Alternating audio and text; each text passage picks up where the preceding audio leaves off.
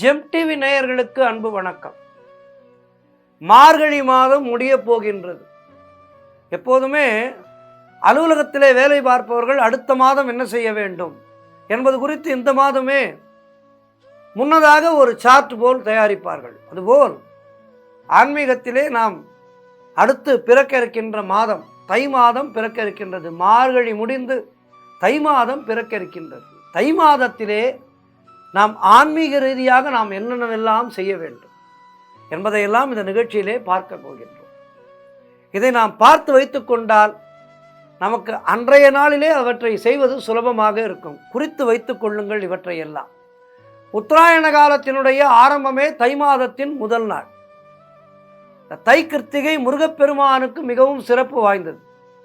சூரியனுடைய தேர்ப்பாதையானது வடதிசையிலே மாறும் உத்தராயண காலத்தின் ஆரம்பமே தை மாதத்தினுடைய முதல் நாளாக இருக்கின்றது. இது மிகவும் புண்ணியமான காலம் என்று புராணங்கள் கூறுகின்றன.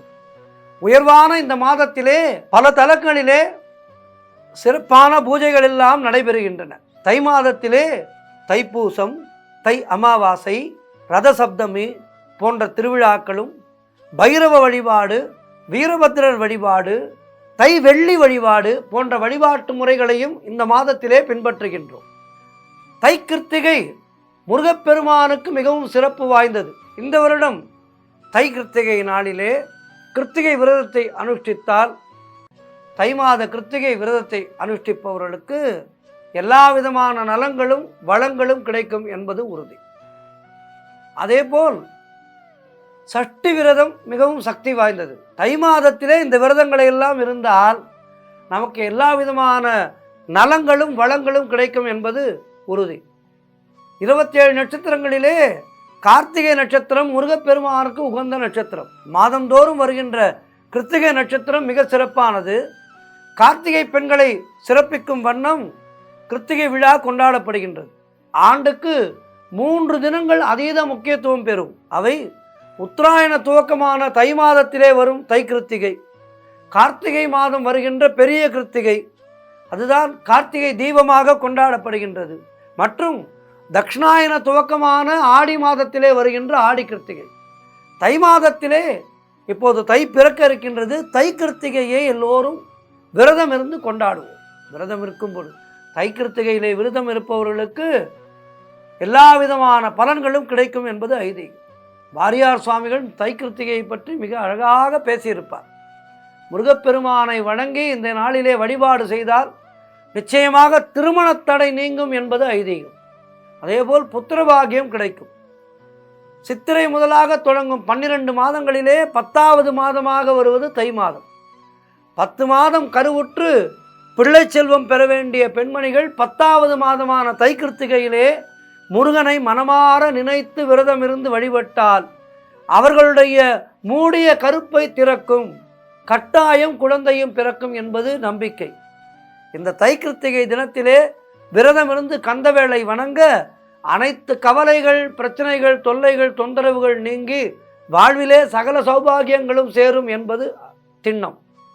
அதேபோல் தை மாதம் வளர்பிறை ஏகாதசி புத்திரத ஏகாதசியாக கடைபிடிக்கப்படுகிறது. இந்த ஏகாதசி விரதம் இருப்பவர்களுக்கு குழந்தை பாக்கியம் கிடைக்கும், நல்ல புத்திரர்கள் கிடைப்பார்கள் என்பது ஐதீகம்.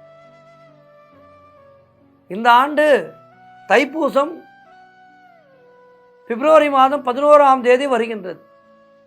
பௌர்ணமியோடு கூடிய பூசம் நட்சத்திரத்திலே சிவபெருமான் முருகனை வழிபடுவது சிறப்பு. சிதம்பரம் பொன்னம்பலத்திலே இறைவன் ஆடல் அரசனாக உலக மக்களுக்கு காட்சியருளிய நாள் தைப்பூசம். உமையம்மை வேலவனுக்கு சக்தி வேலை வழங்கிய நாள் தைப்பூசம். இப்படி தைப்பூசத்துக்கு மிகுந்த முக்கியத்துவம் உண்டு. ஆகவே இந்த தைப்பூச நாளிலே விரதம் இருப்பவர்களுக்கு கலைகளிலே வெற்றி, வாழ்க்கையிலே வெற்றி, சகல சௌபாகியங்களும் கிடைக்கும் என்பது உறுதி. அதேபோல் தை அமாவாசை ஜனவரி மாதம் 29ஆம் தேதி வருகின்றது. தை அமாவாசை அன்று முன்னோர்களுக்கு தர்ப்பணம் செய்ய வேண்டும்.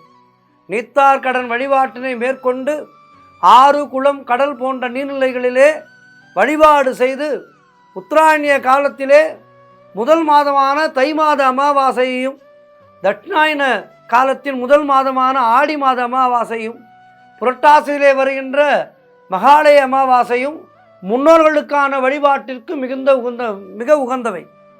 ஆகவே இந்த மாதம் பிறக்க இருக்கின்ற தை மாதத்திலே, தை அமாவாசையிலே முன்னோர்களுக்கான பித்ருக்கடன்களை முறையாக செய்து நம்முடைய வாழ்விலே முன்னோர்களுடைய ஆசீர்வாதம் கிடைத்துவிட்டால் தெய்வத்தினுடைய ஆசீர்வாதம் உடனடியாக கிடைக்கும். நமக்கு முன்னோர்களுடைய சாபம் இருந்தால் இறைவனுடைய அருள் கிடைப்பது கஷ்டம். ஆகவே இந்த முன்னோர் கடனை முறையாக செய்துவிட்டால் நமக்கு இறை அருள் என்பது சுலபமாக கிடைக்கும். ஆகவே இந்த தை அமாவாசை தினத்தன்று முன்னோர்களுக்கான பித்ருக்கடன்களை செய்து இறை அருளை பெறுவோம், முன்னோர்களுடைய அருளை பெறுவோம். வீரபத்ர வழிபாடு செவ்வாய்தோறும் ஓராண்டு காலம் கடைபிடிக்கப்படுகின்றது. ஓராண்டு வழிபட முடியாதவர்கள் தை மாத செவ்வாய்க்கிழமைகளில் மட்டுமாவது இந்த வழிபாட்டினை கடைபிடிக்கலாம். இந்த வழிபாட்டை மேற்கொள்வதால் நீங்காத தடையும் நீங்கும் என்பது ஐதீகம். அதேபோல் தீராத பகை தீரும். நவக்கிரக பாதிப்புகளிலிருந்து நம்மை காக்கும் இந்த வழிபாடு. அதேபோல் உத்தராயண காலத்தின் ஆரம்ப மாதமான தை மாதத்திலே வரும் வெள்ளிக்கிழமையிலே அம்மன் வழிபாடு மேற்கொள்ளப்படுகின்றது.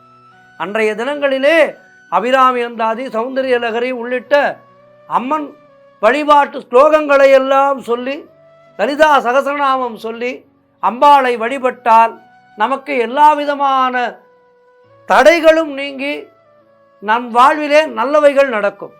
அதேபோல் குழந்தைகளை பாலாவாக பாவித்து அந்த குழந்தைகளை அழைத்து இல்லத்துக்கு அழைத்து அவர்களுக்கு பூஜை செய்து அவர்களுடைய பாதங்களை கழுவி அவர்களுக்கு பூஜை செய்து அவர்களை அம்மனாக பாவித்து அவர்களுக்கு பாவாடை சட்டை எடுத்து கொடுத்து இந்த கன்னியா பூஜையை தை மாதத்திலே வருகின்ற வெள்ளிக்கிழமைகளிலே செய்தால் அந்த இல்லத்திலே மகாலட்சுமி ஆனவள் தங்குதடையின்றி தங்கியிருப்பாள்.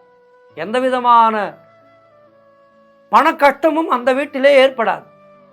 அதேபோல் சரஸ்வதி தேவி அவதரித்த தினம் வசந்த பஞ்சமி. அந்த நாள் தை மாதத்திலே வருகின்ற சுக்ல பஞ்சமி ஆகும். இதனை மகா பஞ்சமியாகவும் கடைபிடிக்கலாம். ஸ்ரீ சரஸ்வதி தேவிக்கு வசந்த பஞ்சமி தினத்திலே பூஜைகள் செய்து வழிபாடு செய்வதால் நமக்கு நல்ல ஞானம் சித்தியாகும். இப்பொழுது பரீட்சைகள், பொது தேர்வுகள் வர இருக்கின்றது. குழந்தைகளை எல்லாம் இந்த தை மாத பஞ்சமி தினத்திலே சரஸ்வதி தேவியின் கோவிலுக்கு அழைத்து செல்லுங்கள். அப்படி கோவிலுக்கு சென்று வழிபட முடியவில்லை என்றால் கூத்தனூரிலே, கும்பகோணத்துக்கு அருகிலே இருக்கின்றது கூத்தனூர் சரஸ்வதி பால சரஸ்வதி கோவில். இந்த கோவிலுக்கு சென்று வழிபடுங்கள். அப்படி முடியவில்லையா, இல்லத்திலே சரஸ்வதி தேவியின் படத்தினை வைத்து அந்த சரஸ்வதி தேவிக்கு நாமாவளிகள் சொல்லி அர்ச்சனை செய்து குழந்தைகள் நல்ல மதிப்பெண் பெற வேண்டும், நல்ல ஞாபக சக்தி வர வேண்டும் என்று பஞ்சமி நாளிலே வேண்டிக் கொள்ளுங்கள். இந்த வருடம் தை மாதம் அதனை செய்யுங்கள். வசந்த பஞ்சமி அன்று அதனை செய்யுங்கள். அதேபோல் ரத சப்தமி தை மாதத்தின் வளர்பிறையிலே வருகின்ற சப்தமி திதி அன்று கொண்டாடப்படுகின்றது. இந்நாளிலே தான் சூரியன் தனது வட அரைக்கோள பயணத்தை தொடங்குகின்றார். அதாவது இந்நாளிலே விரதம் மேற்கொள்வதால் நல்ல ஆரோக்கியம் கிடைக்கும், நோயில்லாமை, செல்வம் சேரும், புத்திரப்பேறு கிடைக்கும், நீண்ட ஆயுள் கிடைக்கும், பகைவர்களை வெல்லுகின்ற சக்தி கிடைக்கும், வெற்றி, நிலம், தானியம், புண்ணியம் ஆகிய அனைத்தும் கிடைக்கும். இந்த நாளிலே ரதசப்தமி நாளிலே விரதம் இருந்தார்.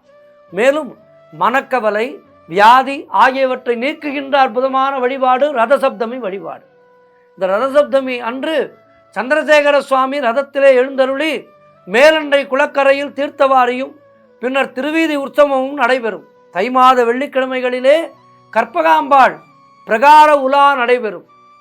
அதுபோல் இவற்றையெல்லாம் கண்ணார கண்டு ரதசப்தமிக்கு அடுத்த நாள் அஷ்டமி திதியிலே, இந்த அஷ்டமி திதியை பீஷ்மாஷ்டமியாக கடைபிடிக்கப்படுகின்றது. 58 நாட்கள் அம்பு படுக்கையிலே படுத்திருந்த பிதாமகர் பீஷ்மரானவர் பரமாத்மாவினுடைய கடாட்சத்தினாலே வைகுண்ட பிராப்தி அடைந்த நாள். வேதம் படித்த வித்தியார்த்திகள் அனைவரும் மந்திர ஸ்வரூபமாக பிதாமகருக்கு தர்ப்பணம் செய்வது மிகுந்த பாக்கியத்தை கொடுக்கும். தவிர மற்றவர்கள் யார் வேண்டுமானாலும் பிதாமகருக்கு தர்ப்பணம் செய்யலாம்.